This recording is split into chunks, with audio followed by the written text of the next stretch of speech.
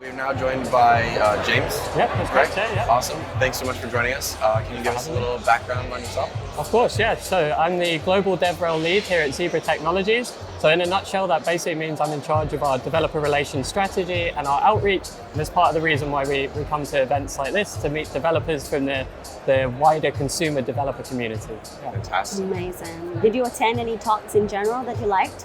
I attended a couple of talks, but in all honesty, the booth has been really, really busy. We've had loads of people come, so I haven't had as much time to sneak off as I would have liked.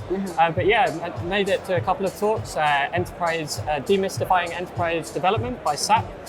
Went to a talk around Vonage as well and their communication APIs. So it's always great to get to have a little bit of fun, I guess, and some personal development events like these. Yeah. So you mentioned having a booth here. How have you liked that experience at DroidCon? Yeah, it's been really, really good this year. So we've sponsored DroidCon for a number of years. Both Berlin and London is the ones that we typically tend to sponsor. And for us, they're by far and away the best events. But this year specifically, it's been really, really good. I didn't get to come to Berlin last year. After COVID and all the rest of it. So it's great to be back here in person. We've had loads of people at the booth, really good, interesting conversations, and there's a really broad mixture of people. So, we're an enterprise development company, so there's a good mixture of enterprise developers. Some of them have heard of us before, and they can give us some feedback on our devices and our SDKs and things like that. And then we also get the other side of the spectrum where people have never heard of Zebra before, and we get there to run them through, what Zebra are, what do we do, and really get that brand awareness and really promote Zebra to the wider community. And the other thing as well is, because we've been doing this for a number of years now, we notice a lot of people come back to the booth, lots of familiar faces, get to say hello again. Like, oh, I remember Zebra from the last time you were here. We've got little plush Zebra toys that we give out. People like giving them to their kids. So it's fantastic. It's a really great atmosphere here. And maybe you should stop by, get something to take home to your young ones. Unfortunately, they've all gone off the shelves. Oh no. Yeah, that's how good they are. We've got rid of them. We do have some socks though still. I'm actually wearing the socks now. Nice. So promoting them myself. So Fantastic. feel free to stop by, definitely. Pretty cool. It's great. So what drives you to keep coming back to DroidCon and sponsoring the event? Yeah, it's just that we really see that we get benefit from DroidCon. We've done lots of other different types of events and things like that, and the return on the investment isn't always there. But with DroidCon, it's really about the brand awareness, the conversations that you get to have with people. There's really good energy, and the atmosphere is just so friendly and collaborative, and I think that's what keeps us coming back. It's a great return on investment for Zebra. We get to tell people about what we do, and it's great all around. Amazing. I love the fact that you said the energy, and it actually makes me wonder, in 3 words, how would you describe DroidCon? How would I describe DroidCon? How would I describe DroidCon? Yeah, in 3 words, In 3 words? Yes. Vibrant. Yes. Exciting, I guess. What would be my 3rd word? I want to say tiring, but that's not.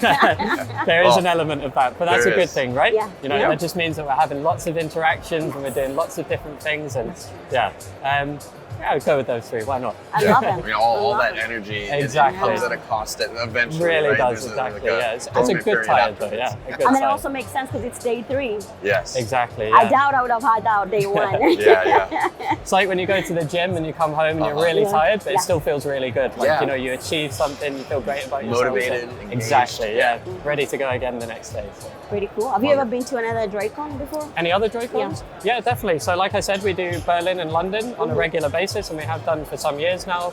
We've also ventured across the Atlantic. So we did San Francisco a few years ago, just before COVID, literally just before COVID. We did Israel as well, actually. That was a really interesting event. There's a real difference, I think, with the Israeli developer community. They really know their stuff. They really probe you with really interesting questions. It's really challenging, but at the same time, it was great. And the talks there as well, I still remember them. This was some years ago now, 3 or 4 years ago now, and I still remember the talks quite vividly. So we've been all over. We were going to do DroidCon Italy as well, but we didn't get around to it this year, so we're thinking about it for next year as well. So we love the entire ecosystem. That's great. Amazing.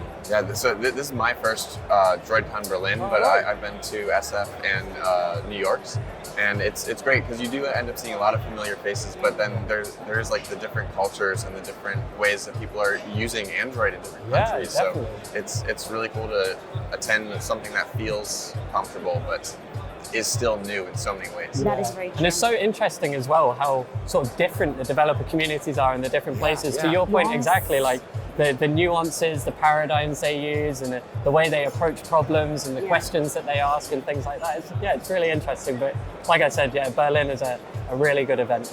Definitely. I mean, it's going to be unforgettable for me too, because this was my first one too. Okay, well, also my welcome first both, time in Germany too. I hope to see you again next year as well. I'm sure we'll be here too. So. Pretty cool. Great. So you gave a talk I did, for Zebra. That's correct, Well, how did that go and what was it about? Yeah, it went really well. So I gave the talk on Wednesday. We got a really nice slot. I was just before lunch, so I had to make sure that I didn't overrun. You know what people are like. Don't want to keep them from their food. Yeah. But no, it was great. We had really good attendance. We had great feedback at the booth after the event. That's one of the main reasons that we do the talk, is to really drive people over to the booth, make sure that they come and say hello. And it was great. When we do DroidCon talks, we always try and strike a nice balance between not being too Zebra specific, because we're really quite niche and we don't want it to be a sales pitch. And we want to provide value to the consumer developers as well. We try and strike a nice balance. So I did a talk on the new wearables that we have. So we've created a new wearable device, runs on Android AOSP. So my talk was all around how you develop for those small screen, low memory devices. And I tried to keep it generic to the principles that apply to both our devices and then the consumer Wear OS or Huawei or Garmin devices as well. So we didn't get too specific about APIs and things like that, kept it at a higher level. And people were very engaged and things like that. We got great feedback from the Wear OS team at Google, which is always nice to hear. So it was fantastic. Cool. It was great. I mean, I think that's the way to do it, because it's all about the community being Really here. is. And so if you start to get a little too promote-y, then people recognize that right away. Developers see through marketing that. Yeah, they really do cut through it, and you don't want to do that. So definitely. Pretty cool. Wow, I'm impressed. The way you gave the detail to that.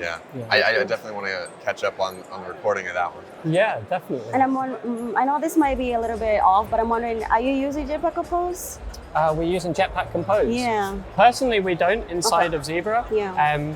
In all honesty, when it comes to enterprise development, they tend to lag a little bit behind the consumer curve. Consumer developers are always looking for the next best thing, the newest APIs and SDKs to use, whereas the enterprise world are kind of a little bit more, stuck in their ways and happy with the way things are. Stability over everything. Yeah, if it ain't broke, don't fix it kind of thing, right? Okay, so now I get it. We're trying to promote that a little bit. We had lots of questions about using Compose on our ASP devices, and obviously our devices support it. Okay. There are some of our customers who do use it as well, but internally in Zebra, not quite at the moment. Makes sense. Thank you for answering that, because I wasn't very sure. It's cool because it's another way of doing development, because a lot of the talks are so Jetpack Compose focused. It's very much the hot topic of this Droid talk.